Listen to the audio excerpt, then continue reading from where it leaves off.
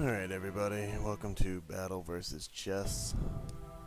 Before we begin, don't forget to like, share, subscribe, support me on Patreon, and spread the word about what I'm doing on the internet. I think I'm going to start with the tutorial. I know how to play chess, but for anybody that doesn't and wants to watch the series, I'm going to do it for you.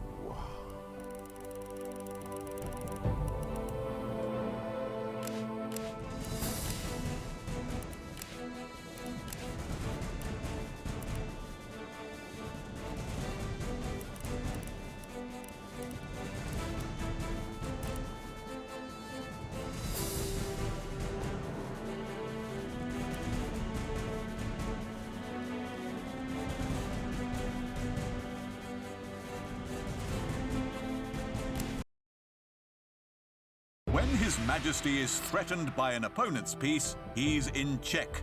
Here, the White King is being checked by the Black Bishop.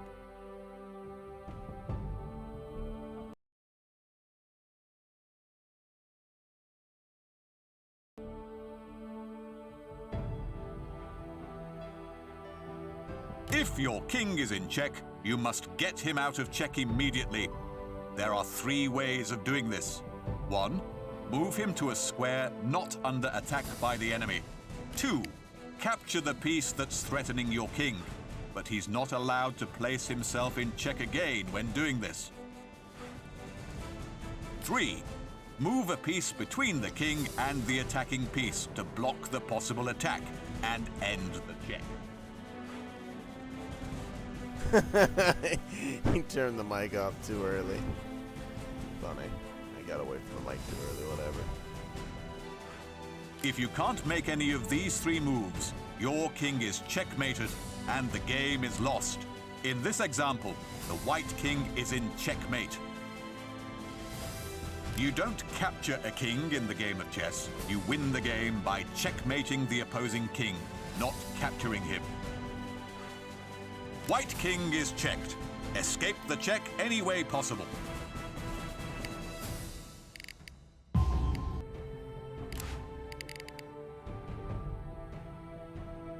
Check the Black King.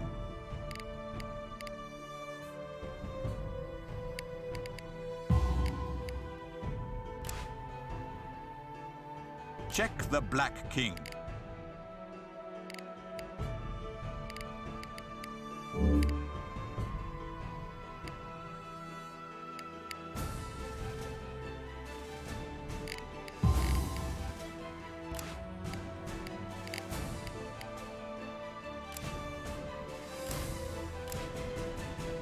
Protecting your king is your highest priority, so it's a good idea to get him to a well-protected place, especially at the beginning of a game.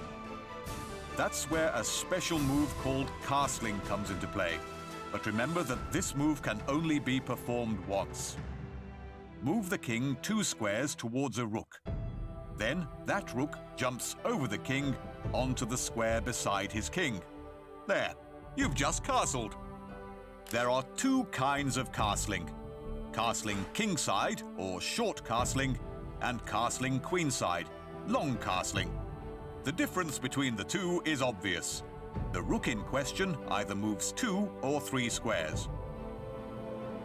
Castling moves the king to the corner, where he's less vulnerable and can be more easily protected from enemy attacks.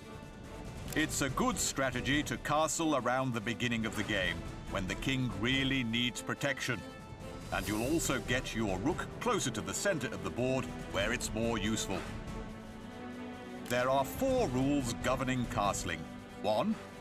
You can't castle if you've already moved the king or the rook. This rule applies even if the piece is moved and then returned to the starting square. 2. The squares between the king and the rook must be empty. In our example, the king can't castle queenside because a knight is blocking the way between the king and the rook. However, the king may castle kingside. 3. Castling is impossible if the king has already been checked, or castling would put him in check. In our example, the White King can't castle because if he did, he would be in check from the Black Bishop.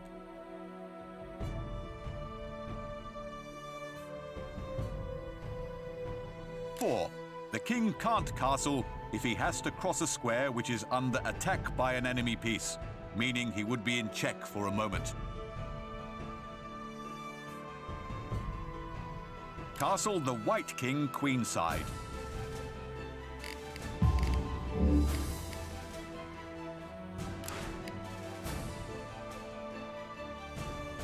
Castle the white king kingside.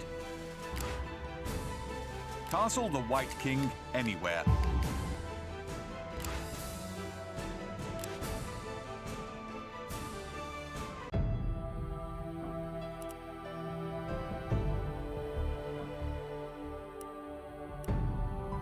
These are the white and black bishops. Each army contains 2 bishops. One is placed between the king's knight and the king. The other between the queen's knight and the queen. The bishop isn't really a major piece, it's more a minor one, but it can have a lot of tactical value in certain game situations. One of the 2 bishops starts on a white square, while the other one is located on a black square. And they stay on these colors for the whole of the game. Each bishop moves diagonally, only along the squares of its starting color. The bishop must always stay on squares of the same color, and that is why it's a minor figure, as you'll soon find out if one of your bishops is captured and you only have one left. Very limited movement. At the start of a game, the bishop's movement may be considerably hampered by enemy pawns, or your own, blocking its way. This is a huge disadvantage compared to a knight, which can jump over them. In this diagram, the bishop's path is blocked by an enemy pawn. Bishops do have their strong points, however. In an open endgame, 2 bishops can cover both wings of the board simultaneously, or quickly move in behind your opponent's defensive line, constituting a long-term threat from behind. Move the white bishop as far as possible. Capture the opponent's piece with the white bishop.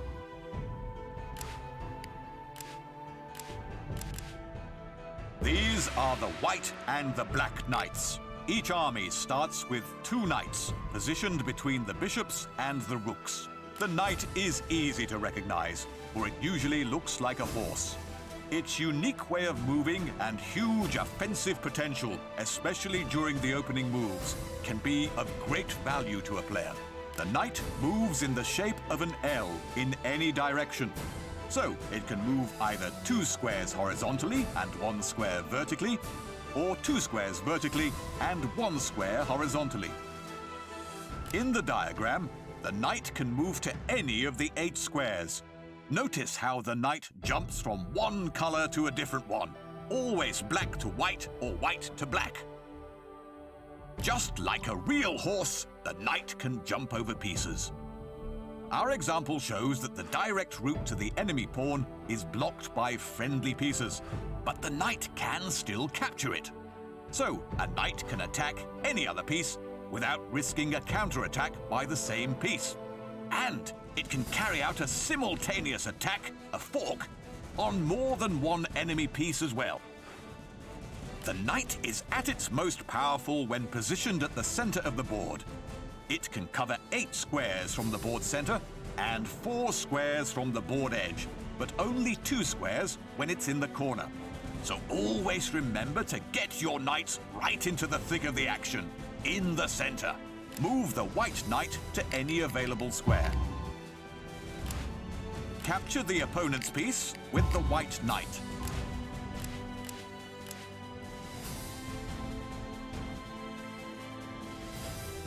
Wow, they did a great freaking job with this. I kept going for more tutorials because they were so good. I seriously doubt anybody minds.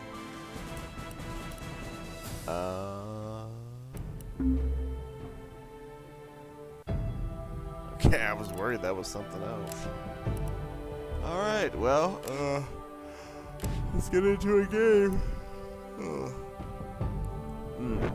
I won't be playing much chess, man. I play Duelist because I find chess boring. When I was a kid, Battle chess? Oh god, that was pretty amusing for me though. Yep. But you know, over time that got old, just like everything else. Well, I don't know. That was kind of ripped away from me. Those games were really, I don't know, man. It's hard to say, honestly. I mean, they seemed like really, really old games. I mean, nobody had any of that shit. I mean, a lot of the games I played as a kid were on floppy disks, for God's sakes. But they were some good fucking games, man. They were some really good games when I was a kid. They're old as all fucking hell, but no, man, they had some good games.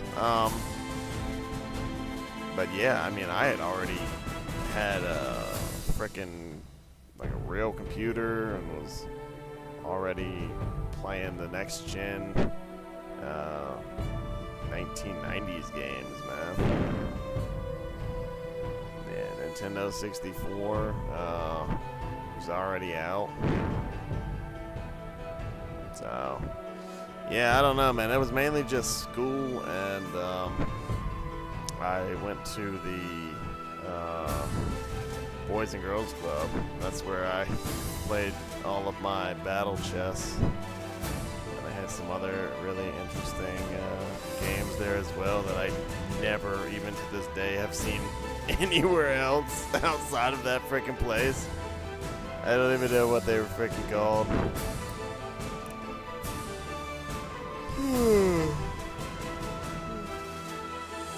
Alright, well, this is supposed to be battle chess. Is it as amusing as the old school stuff I'm used to? It doesn't really look like it. But I guess we'll see.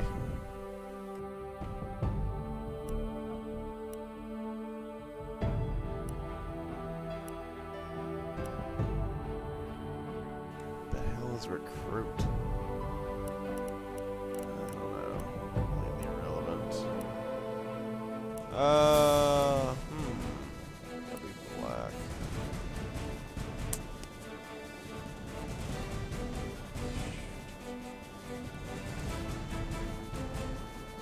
Why?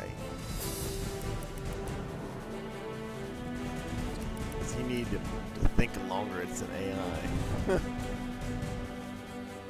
Alright, so there's 9, there's not 10. So I think I'll go with 4. I don't know, man. I'm just not a hardcore chess player. Oh, I'll start on 4 and see how it goes.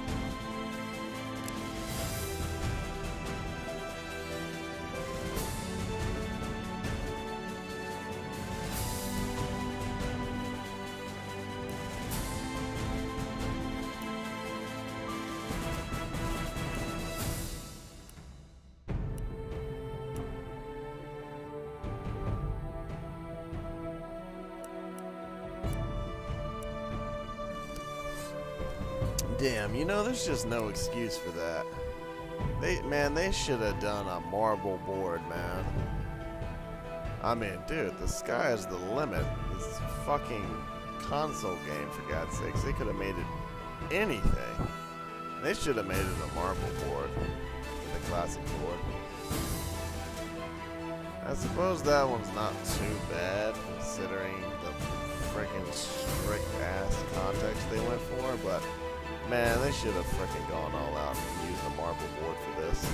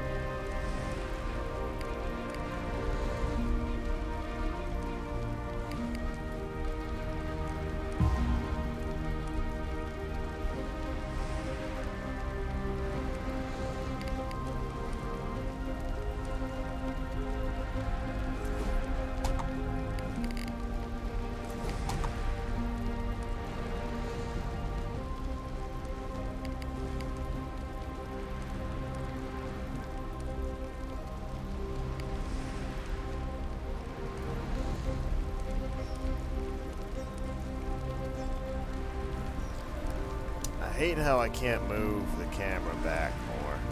Like, I want to be here, but back here. I can't get the angle that I want to view it at, man. Let's fly camera. Hell no. Actually, that might be useful. Circumstances. Oh, yeah.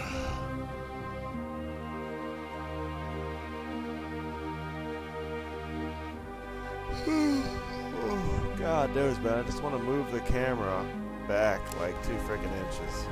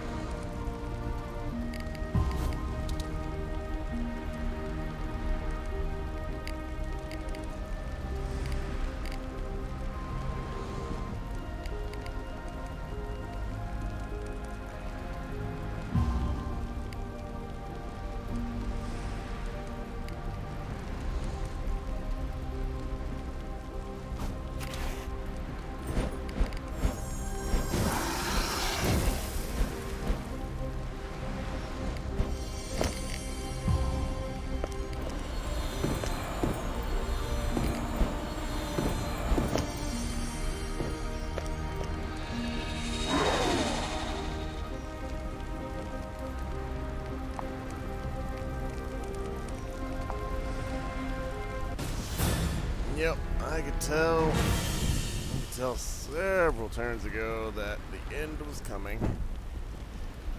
There was just no way out. I don't know, man. When I play chess, I just like to rush my pieces out there. I have no patience, man, so of course I wouldn't be good at chess. I have no patience whatsoever, so... chess is like the worst game for me to play now. The worst.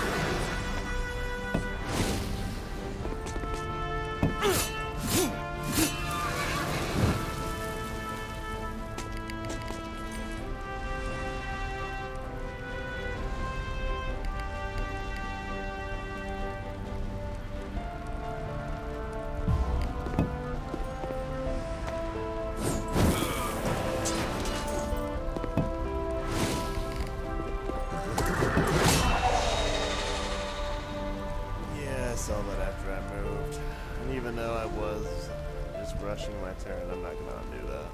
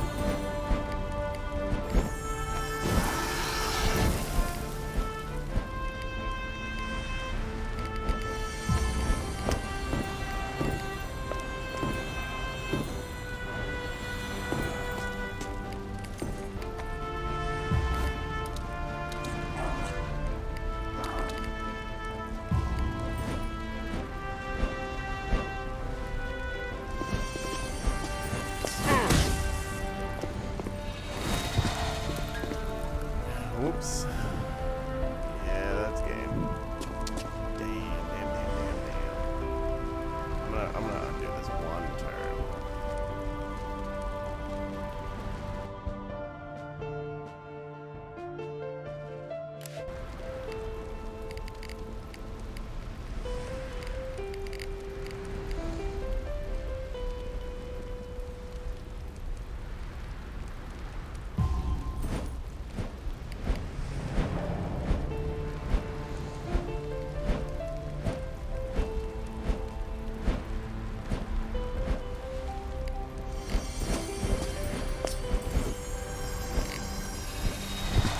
Damn it, I did it again. What the fuck is wrong with me?